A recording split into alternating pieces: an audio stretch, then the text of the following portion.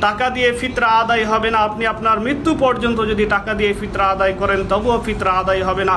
আল্লাহ রাসূল সাল্লাল্লাহু আলাইহি সাল্লাম খাদ্যের কথা বলেছেন, অতএব খাদ্যদ্রব্য দিয়ে ফিতরা আদায় করতে হবে। আমাদের প্রধান খাদ্য হচ্ছে চাল ভাত, তাই আমাদেরকে চাল দিয়ে ফিতরা আদায় করতে হবে।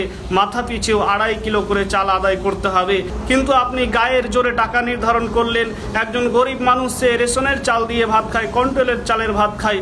একজন বড়লোক সে মিনিকেট চাল 60 টাকা কিলো মিনিকেট চাল দিয়ে ভাত খায়। আপনি টাকা নির্ধারণ করলেন 80 টাকা, গরিবের জন্য বড়লোকদের জন্য সবার জন্য একই নির্ধারণ করলেন।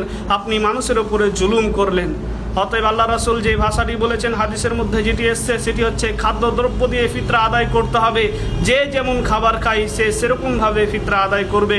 একজন গরিব কন্ট্রোলের চাল দিয়ে ভাত খায়, সে কন্ট্রোলের চাল দিয়ে ফিতরা আদায় করবে। একজন বড়লোক সে মিনিকেট চাল দিয়ে ভাত খায়, সে মিনিকেট চাল দিয়ে ফিতরা আদায় করতে হবে। খাদ্যদ্রব্য ছাড়া কেউ যদি টাকা পয়সা অন্য কোনো বস্তু দিয়ে ফিতরা আদায় করে তাহলে তার ফিতরা আদায় হবে না, হবে না, হবে না। এটাই হচ্ছে বাস্তব।